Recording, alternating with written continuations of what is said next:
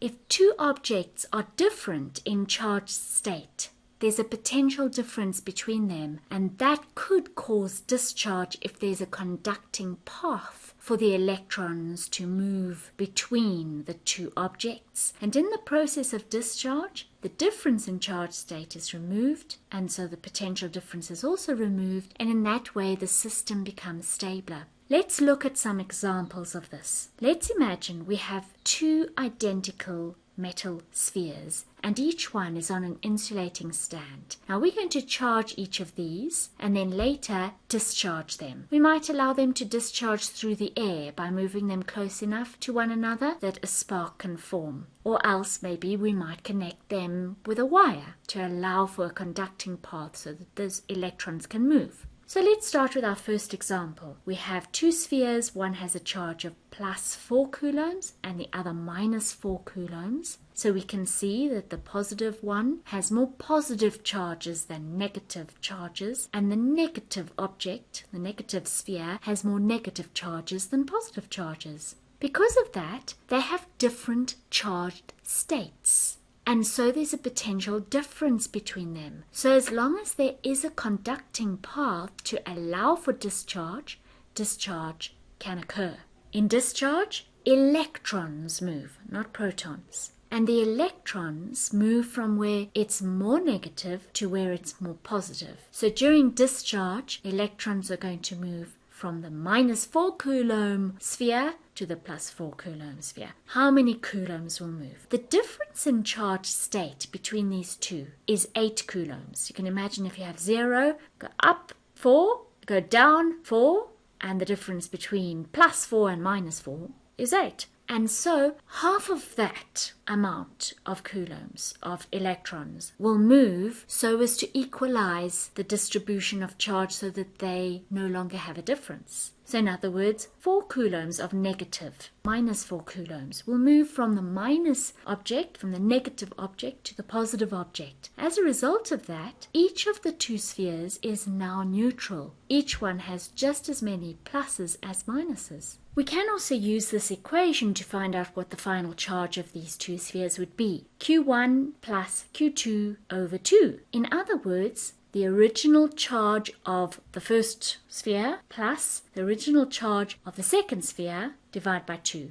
In other words, the average of the two spheres' charge. So let's look. In this case, the original charge was plus 4 and minus 4. We substitute that. Plus 4 coulombs plus minus 4 coulombs over 2 gives us 0 coulombs divided by 2, which is 0 coulombs. Second example. Now we start with a positively charged sphere and a neutral sphere. Here they are. Again, there is a difference in charged state. They're not charged the same as one another, and that creates a potential difference between them. And so, as long as there's a conducting path, electrons can move to equalize this difference. Discharge can happen. Which way will electrons move between these two? Even though none of them is negative, the neutral object is more negative than the positive object. Here we can see a representation of that. A very positive object is the least negative. Slightly positive object is more negative than a very positive object. A neutral object is more negative than a positive object.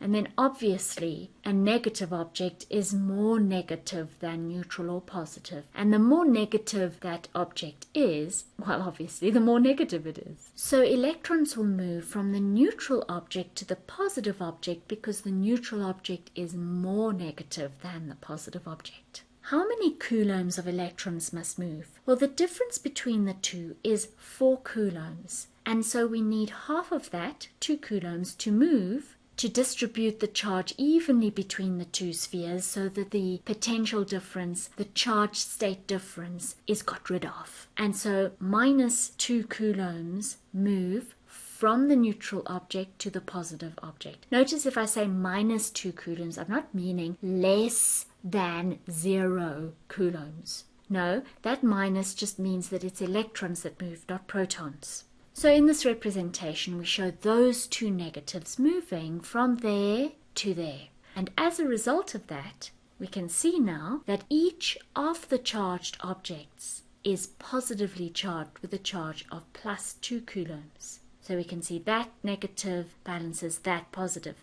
That negative balances that positive, that negative balances that positive, but those two positives don't have anything to balance them. And similarly here, that negative balances that positive, but these two don't have anything to balance them. So both of the spheres are now positively charged. So this discharge did not lead to neutralization as in the previous example. Let's use this equation to find out the same answer. So here we have the original spheres. We substitute into the equation. Plus 4 plus 0 divided by 2 gives us 4 divided by 2, 2 coulombs. Both of them at the end have a charge of 2 coulombs, plus 2 coulombs.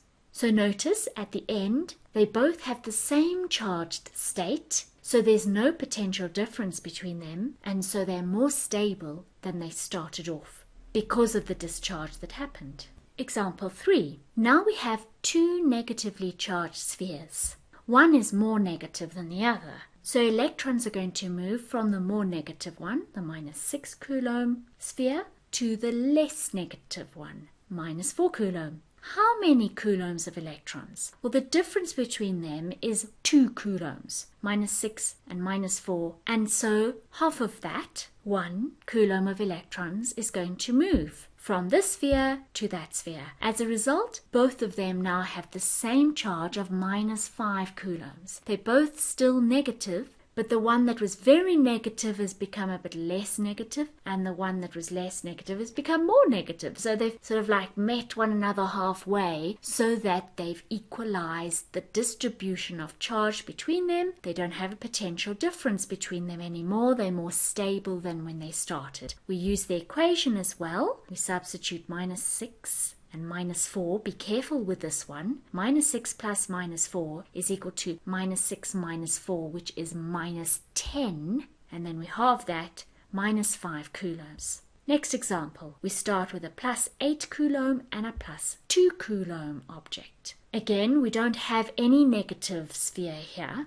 but one is more negative than the other. Again, we do have a difference in charged state. Although both of them are positively charged, they're not positive to the same extent. And so there is a difference in charged state between them. There is a potential difference between them. Electrons will move if we provide a conducting path from the more negative to the more positive. Which one's more negative? The plus 2 coulomb sphere is more negative. What's the difference between 8 and 2? Obviously 6. So half of that will move. 3 coulombs of electrons move from there to there. As a result of that, there's no longer a difference in charge state. They both have the same charge state of plus 5 coulombs. There's no more potential difference between the two spheres. They're more stable than they were to start with. And we can use the equation. Very easy, plus 8 plus 2 gives us 10, half that, plus 5 coulombs.